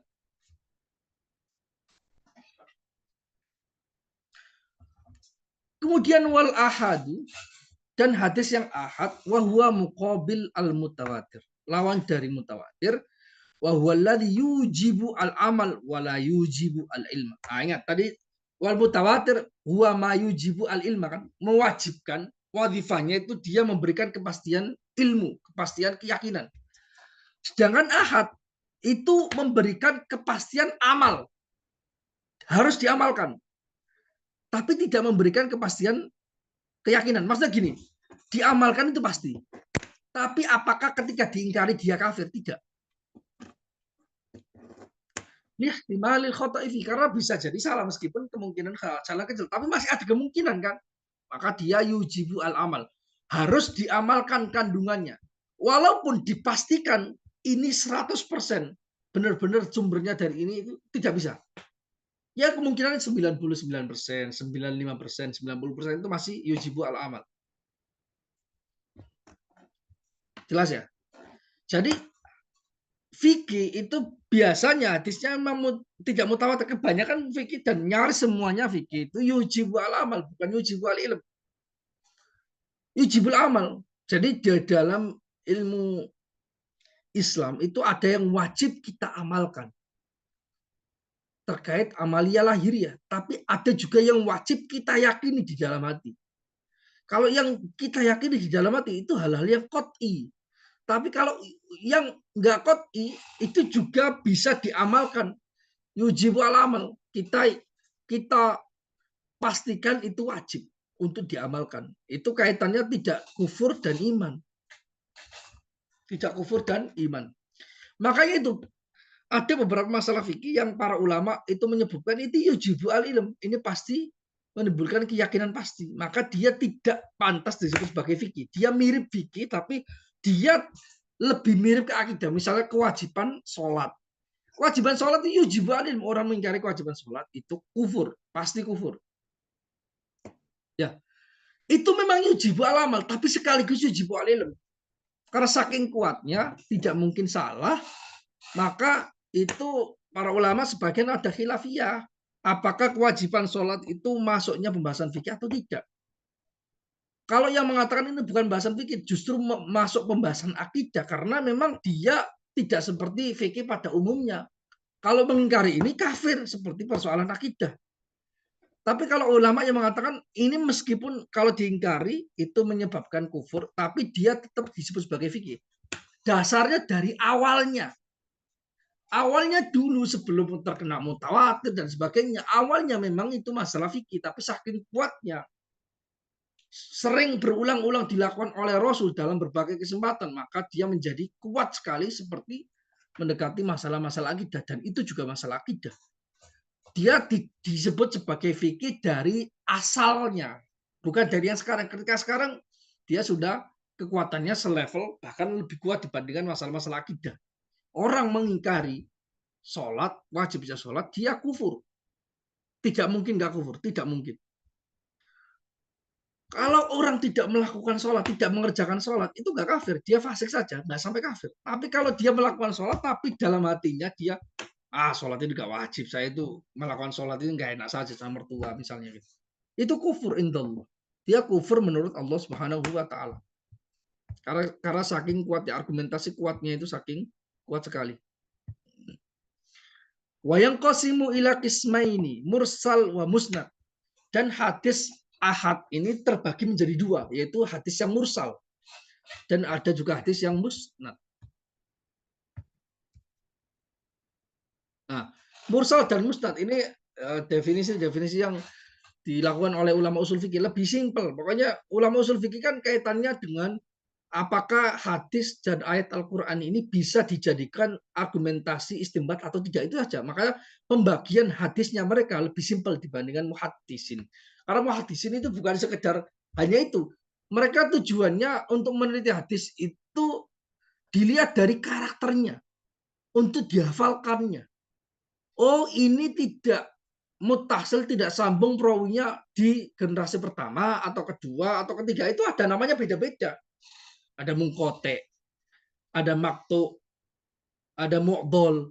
Itu semuanya menurut ulama usul fikih yaitu mursal, pokoknya nggak nyambung. Semuanya dhaif kan, Tapi menurut ulama muhaddisin, karena mereka adalah fokusnya ke persoalan karakter kekuatannya,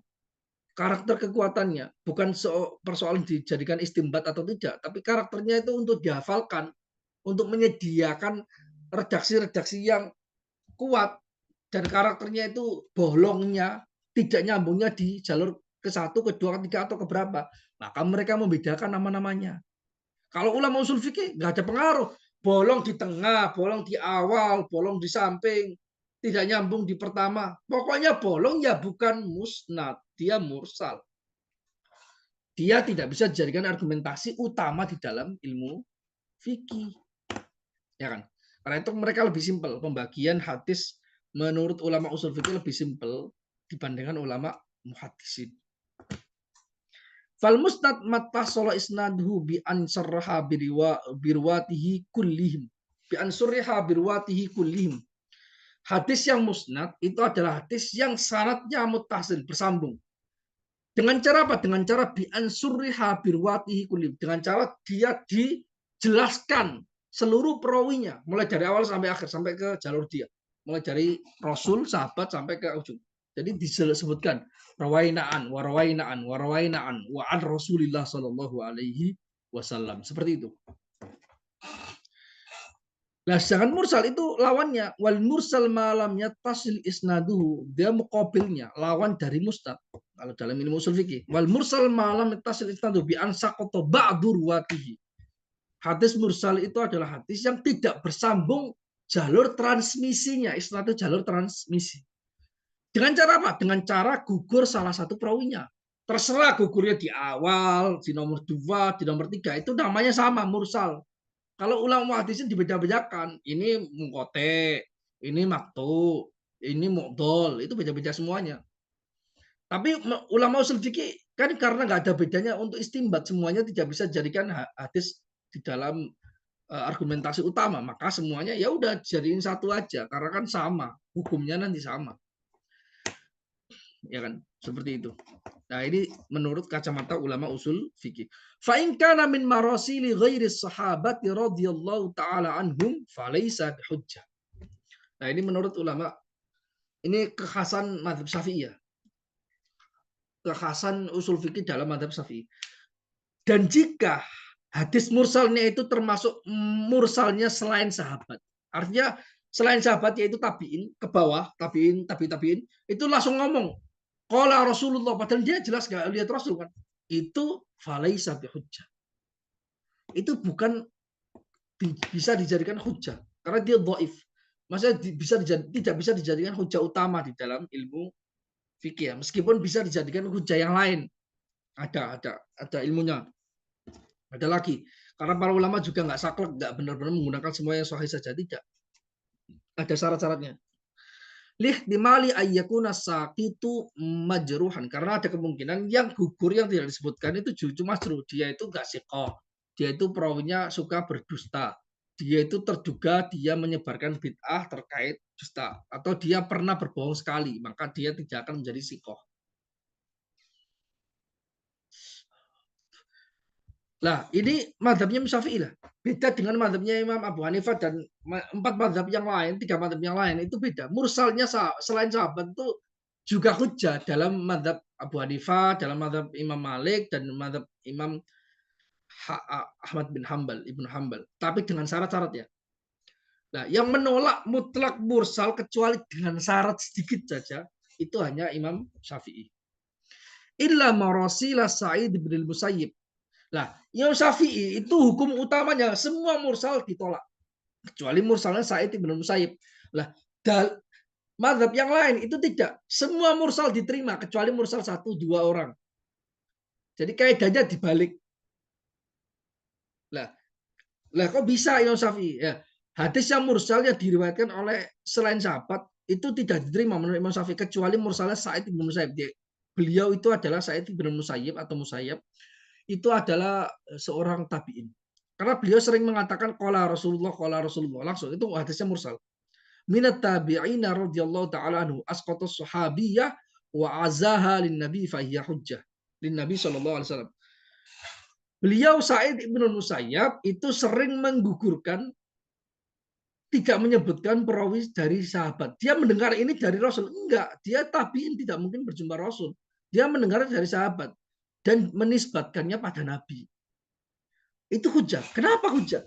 Karena saat itu menurut saya itu diteliti oleh Musyafi'i, pasti ada jalur yang lain, sudah diteliti semua hadisnya Sa'id bin Musayyib yang mursalnya itu sudah diteliti oleh Musyafi'i, semuanya itu mutasil di jalur yang lain. Sa'id bin Musayyib itu sengaja memang, meskipun dia tahu sengaja memang tidak disebutkan sahabat, karena dia itu menantunya Sayyidina Abu Hurairah. Jadi kemungkinan besar kebanyakan hadis Sa'id bin Musayyib itu berasal dari mertuanya sendiri, yaitu Sayyidina Abu Hurairah, di mana Sayyidina Abu Hurairah itu adalah Amirul Mukminin fil hadis. Jadi ini diterima. Nah, kalau sahabat yang lain, mazhab yang lain yang menerima Sa'id bin Musayyib diterima. Namun selain Sa'id bin Musayyib tidak diterima oleh mazhab Syafi'i. Yang lainnya diterima. Kalau dalam mazhab yang lain diterima dengan beberapa syarat. Fa innaha futtishat ay futtisha anha fa wujidat masanida ay rawaha lahu as-sahabiyyu alladhi asqatahu 'anin nabi sallallahu alaihi wasallam wa huwa fil ghalib sihruhu abu zaujatihi Abu Hurairah radhiyallahu taala anhu. Karena hadisnya mursal-mursalnya Sa'id bin Musayyab, futtisha telah diteliti, ay futtisha anha telah diteliti, fa wujidat maka diketahui dia musnad bukan mursal. Artinya diriwayatkan oleh sahabat untuk dia yang ia gugurkan penyebutannya. Ani Nabi Shallallahu Alaihi Wasallam, dari Nabi Shallallahu Alaihi Wasallam. Umumnya hadisnya mursal Sa'id bin Musayyab itu wahwa fil ghalib, sahabat yang tidak disebutkan oleh Sa'id bin Musayyab umumnya adalah mertuanya, yaitu bapak dari istrinya, yaitu Abu Hurairah. Itu mertuanya sendiri, Sihru itu mertua. Amma marasilus sahabati bi an yarwiya sahabiyun an sahabiyyin an nabi an nabi sallallahu alaihi wasallam summa yuskitu tsaniya fa hujjatun li anna sahabata kulluhum udul. Tadi kan mursal selain sahabat itu bukan hujjah kecuali mursalnya tabi'in yang merupakan Sa'id bin Musayyib. Namun mursalnya sahabat, adapun mursalnya sahabat, hadis-hadis mursal yang tidak disebutkan ini sering sekali sahabat itu tidak menyebutkannya, meriwayatkan langsung dari Rasul, sering dari sahabat yang lain. Maka itu sebenarnya dia mursal juga, tapi mursal dari sahabat yang lain. Tapi para ulama nyebutnya itu pasti musnad.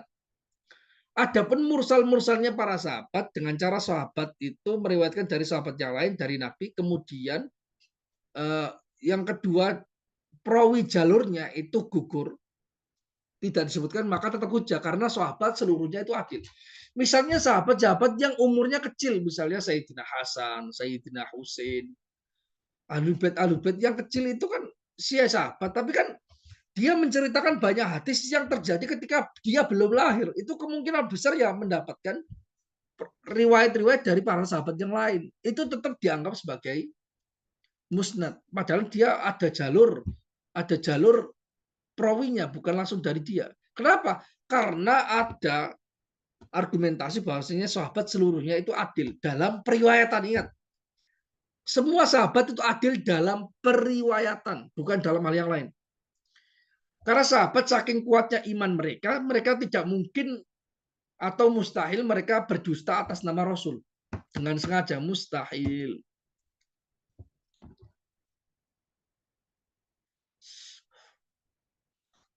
Karena itu banyak riwayat-riwayat dari Sayyidina Husain, Sayyidina Hasan itu yang langsung menukil dari Rasul padahal dia belum lahir. Kemungkinan diajarkan oleh Sayyidina Ali atau Sayyidina Utsman atau yang lainnya yang memberi pengajaran pada beliau. Dan itu sudah dipastikan.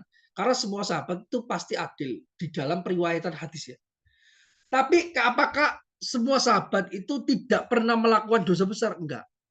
Ada sebagian sahabat melakukan dosa besar, terus diampuni. Ada. Lah hukum rajam itu kapan terjadi? Sejak zaman Rasul. Yang melakukan sahabat-sahabat. Berzina, iya. Tapi setelah itu tobat kemudian dirajam. Ya mencuri ada juga, dipotong tangannya juga zaman sahabat. Ya, berarti sahabat nggak maksum. Tapi dalam persoalan riwayat hadis ini ada pengecualian. Karena sahabat tidak ada satupun yang berani berdusta atas nama Rasul. Karena sahabat itu memang karena imannya yang kuat langsung melihat Rasul, mereka tidak akan sampai untuk berdusta atas nama Rasul. Tidak mungkin, mustahil.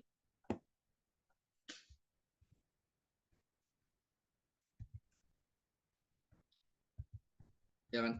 Seperti itu. Wal an'anatu bi an yuqala haddatsana fulanun an fulan ila akhiri tadkhulu al isnad. Ada jenis riwayat jalur transmisi yang menggunakan an itu ada kemungkinan dia mendengar langsung, ada kemungkinan tidak mendengarkan langsung. Hadis yang jenis ini, jalur transmisi jenis ini disebut sebagai an-ana. Wal an-ana itu bi'anyukol dengan cara ada orang mengatakan haddatsana fulan, an fulan. Harusnya haddatsana fulan qala haddatsana fulan qala haddatsana fulan. Bukan langsung haddatsana fulan an fulan ila akhiri. Nah, ini tidak disebut haddatsana. Karena an ini bisa jadi dia tidak mendengar secara langsung. Dalam bahasa Arab ya. Bisa jadi dia mendengarnya dari perawi yang lain. Tapi perawi yang lain tidak disebutkan, tapi diglobalkan dengan dari. Jadi ingin tidak berdusta. Tadkhulu alal isnad. An-ana itu bisa masuk ke isnad, ke jalur transmisi. Ai ala hukmihi fayakunul hadithu al marwi biya fi hukmil musnad la fi hukmil mursal litisali sanadihi fi dhahir. Maksudnya bisa masuk ke hukumnya musnad. Jadi an-ana itu masuk, maksudnya al-isnad itu maksudnya hadis musnad ya. An-ana itu terkadang hadis yang perawi redaksinya pakai an-ana itu bisa dianggap hadis musnad, bukan hadis mursal. Maka hadis yang diriwayatkan dengan jalur an-ana itu sehukum dengan musnad, bukan sehukum atau dihukumi hadis mursal. Karena dia mutasil sanatnya, jalur transmisinya secara zahir. Karena memang ada kemungkinan itu nggak mendengar langsung, tapi ada juga kemungkinan dan itu lebih zahir bahwasanya dia mendengar langsung. Tapi dia tidak perlu mengatakan haddatsana fulan, qala haddatsana fulan, qala terlalu panjang, langsung haddatsana fulan an fulan an fulan. Itu langsung. Ya, itu cara meringkas meskipun ada kemungkinan yang lain. Wa idza qara'a syaikhu wa ghairuhu yasma'uhu, jika seorang syekh perawi hadis ini membaca hadis dan muridnya yang lainnya itu mendengarkannya, ya juzu lirawi an yakul, maka perawi yang mendengarkan syekh yang membaca hadis ini boleh mengatakan haddatsani au akhbaruni. Itu etikanya seperti itu. Saya dikabarkan oleh ini. Saya dikabarkan oleh saya ini. Walaupun sayangnya itu membaca sebenarnya, membaca dari kitabnya tentang hadis yang dikumpulkan selama bertahun-tahun terkait hadis Rasul. Itu boleh. Itu memang redaksinya seperti, redaksinya memang seperti itu. Wa minhum man ajaza haddatsani wa alaihi urfu ahli hadis li anna al-qasda al-i'lam bir riwayati an syekh. Oh, fayaqul akhbarani wa la yaqul haddatsani annahu lam yuhaddits. Oh, oh keliru. Jadi kalau syekhnya membaca terus dianya itu mendengar, maka perawinya boleh mengatakan haddatsani akhbarani. Wa in qara'ahu ala syekh fayaqulu akhbarani wa la yaqul haddatsani. Jika sebaliknya muridnya ini yang mau meriwayatkan hadis ini membaca di hadapan syekh, qara'ahu ala syekh, maka dia boleh mengatakan akhbarani, tapi dia tidak boleh mengatakan haddatsani karena haddatsani lebih kuat. Karena ini akhbarani saja, karena tidak wala yaqul haddatsani annahu lam yuhadditsu, karena syekhnya ini hanya mendengar dia ngomong. Karena dia tidak berbicara secara langsung, tapi akhbaroni bisa. Tapi itu madzhab sebagian ulama. Karena ada ulama lain yang membolehkannya. Wa minhum man ajaza haddatsani wa alaihi urfu ahli hadis. Di antara mereka juga ada yang membolehkan haddatsani kok. Enggak harus akhbaroni, tapi haddatsan juga boleh. Pokoknya intinya itu jalurnya itu memang dari syekh itu. Walaupun dia membaca di hadapan syekh atau syekhnya yang membaca dan itu lebih kuat, syekhnya membaca dia mendengar, dia juga boleh mengatakan akhbaroni atau haddatsani. Ini adalah kebiasaan ulama ahli hadis. Li'annal qasda al-ilam birriwayat an syekh. Karena tujuannya adalah memberikan kabar periwayatan dia dari syekh tersebut. Itu saja. Bukan yang lain.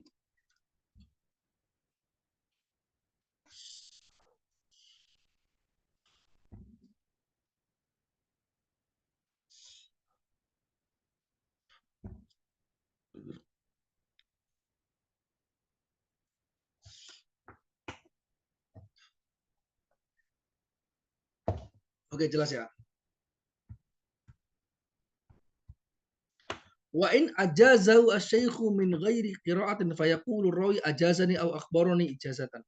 Jika syekhnya tidak membaca atau dia membaca di hadapan syekh tapi dia mengijazahkan kitabnya, syekhnya mengarang kitab, mengijazahkan ini, kamu riwayatkan, saya ijazahkan. Jika dia seorang syekhnya itu memberikan ijazah pada dia min ghairi qira'ah, tanpa dibaca, tapi diserahkan kitabnya tanpa dibaca. Itu levelnya lebih rendah. Fayaqulu rawi, maka perawi yang mendapat ijazah ini dia harus ngomongnya ajazani au akhbaroni ijazatan. Aku diberi ijazah ini atau aku diberi kabar ini dari syekh ini, aku diberi kabar oleh syekh ini tapi dengan bentuk ijazah. Bukan, nggak boleh ahdatsani atau akhbaroni karena itu tadlis, penipuan. Karena dia tidak langsung mendengar dari lisannya syekh tapi dia mendapatkan ijazah dari tulisannya syekh. Karena kekuatan mendengar secara langsung itu lebih kuat dibandingkan hanya sekedar disetorkan kitabnya untuk dia riwayatkan itu sendiri. Jadi itu salah satu teori dalam ilmu hadis ya. Meskipun ini hanya singkat saja karena ini kan kitab yang misalnya mubtadi lah. Kalau di dalam ilmu hadis itu banyak sekali marotipnya, level-level periwayatan itu redaksinya apa saja itu banyak sekali. Ini kan hanya 3 atau 4 tadi. 3 atau 4 level itu mulai dari atas ke tinggi, mulai dari dia syekh membaca, dia mendengar, terus kemudian dia membaca, syekh mendengar, kemudian itu kedua. Oh ya, ketiga doang. Kemudian dia tidak mendengar saya membaca atau dia tidak membaca dari saya, tapi dia dijazarkan kitabnya oleh syekh. Maka itu level ketiga. Oke, itu saja dalam pertemuan kelas kita pada malam hari ini. Kita telah menuntaskan terkait pembahasan terkait ilmu hadis, terkait khobar. Terima kasih, semoga bermanfaat. Wallahul muwaffiq ila aqwamit thoriq. Wassalamualaikum warahmatullahi wabarakatuh. Waalaikumsalam warahmatullahi wabarakatuh. Silakan kalau ada pertanyaan.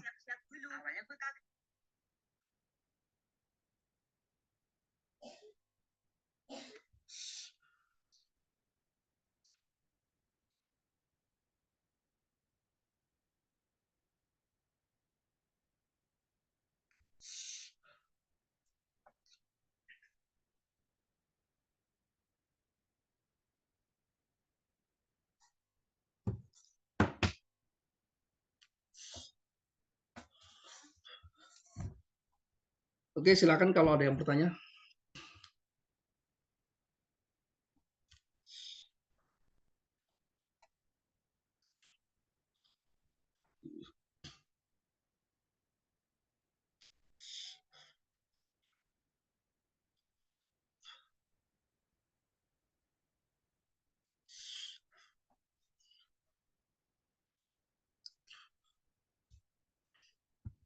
Oke, baik. Kalau misalnya tidak ada pertanyaan, kalau kepikiran ada pertanyaan bisa langsung ditanyakan di videonya ya, nanti bisa dijawab.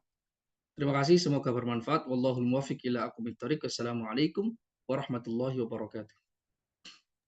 Waalaikumsalam warahmatullahi Waalaikumsalam warahmatullahi wabarakatuh. wabarakatuh.